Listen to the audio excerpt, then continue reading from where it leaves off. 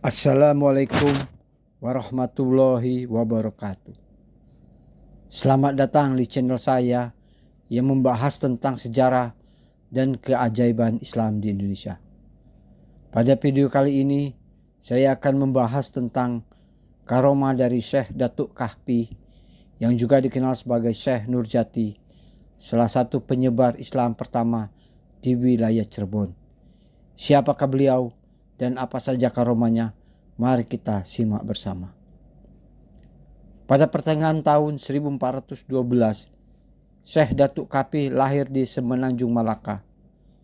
Dia adalah putra dari ulama terkenal Syekh Datuk Ahmad yang merupakan keturunan dari Amir Abdullah Khan, salah satu sahabat Nabi Muhammad SAW.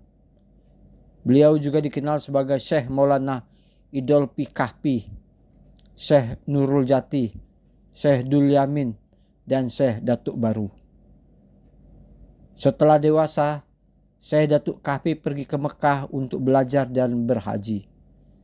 Di sana dia belajar dari Syekh Ibrahim Al-Dasuki, Syekh Ahmad Rifai, Syekh Ahmad Baldawi, dan Syekh Abdul Qadir Jailani.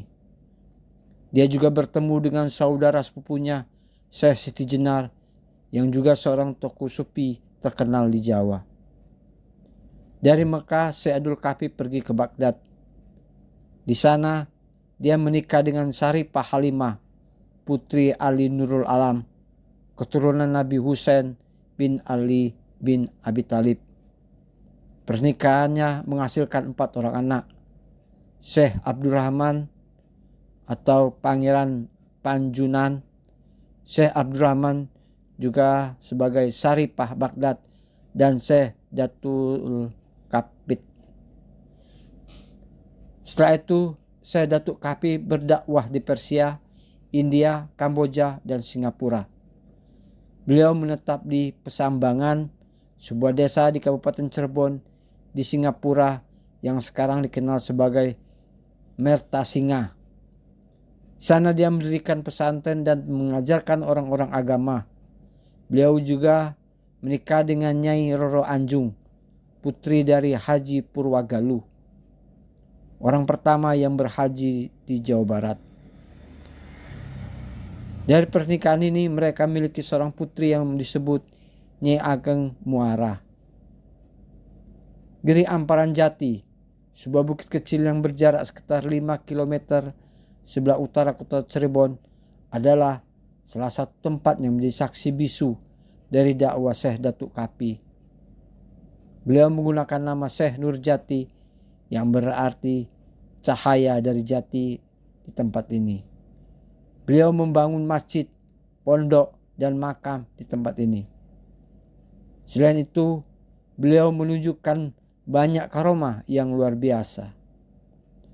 Apa saja karomah Syekh Datuk Kahfi dari Giri Amparan Jati? Berikut adalah beberapa di antaranya.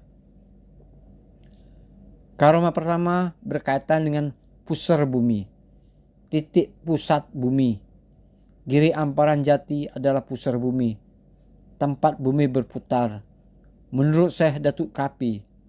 Selain itu, dia menyatakan bahwa sebuah sumur yang disebut Jalatunda di bawah bukit ini adalah sumber semua air di dunia, dan dia meminta murid-muridnya untuk menggali sumur tersebut. Mereka menggali sekitar 40 meter dan menemukan air yang sangat jernih dan segar. Syekh Datuk Kahfi kemudian meminum air itu, mengatakan bahwa itu berasal dari banyak sungai, termasuk Zam-Zam, Nil, dan Gangga. Selain itu, dia menyatakan bahwa air itu akan diberkahi dan menyembuhkan orang yang meminumnya. Sumur Jalatunda masih ada dan masih menjadi tempat ziarah bagi orang hingga hari ini. Sumur Tegang Pati di sebelah timur sumur Jalatunda adalah subjek dari karomah kedua. Sumur ini memiliki cerita yang menarik.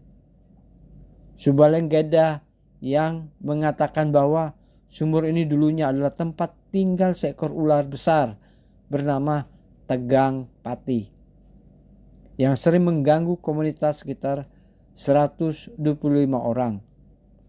Suatu hari Syekh Datuk Kapi datang ke sumur itu dan dengan zikirnya mengusir ular itu. Kemudian ular itu melarikan diri ke arah barat, meninggalkan lukukan di tanah sebagai bekas jalannya. Setelah itu Syekh Datuk Kapi menambahkan air ke sumur dan memberinya nama Tegang Pati, yang berarti tegang dan pati adalah ular. Selain itu, dia menyatakan bahwa air sumur itu berguna untuk mengobati gatal dan penyakit kulit. Sumur Tegang Pati masih ada dan masih menjadi tempat ziarah bagi banyak orang hingga hari ini. Karama ketiga adalah gapura bersayap di pintu masuk makam Syekh Datuk Kapi. Cerita mengatakan bahwa Syekh Datuk Kapi membangun sendiri dengan bantuan malaikat. Dia menyatakan bahwa gapura ini adalah tanda bahwa dia adalah wali Allah yang dicintai oleh malaikat dan bahwa malaikat akan melindungi siapa saja yang melewatinya dengan hati yang bersih dan ikhlas. Itulah beberapa karomah dari Syekh Datuk Kapi atau Syekh Nurjati di Giri Amparan Jati. Beliau wafat pada tahun 1446 Masehi dan dimakamkan di tempat yang sama. Beliau meninggalkan warisan yang sangat berharga bagi umat Islam, yaitu ilmu, amal, dan keteladanan. Semoga kita bisa mengambil pelajaran dan inspirasi dari kisah beliau. Amin. Demikianlah naskah ini saya buat. Semoga bermanfaat dan menarik. Terima kasih telah menonton video ini. Jangan lupa untuk like, comment, share, dan subscribe channel saya. Assalamualaikum warahmatullahi wabarakatuh.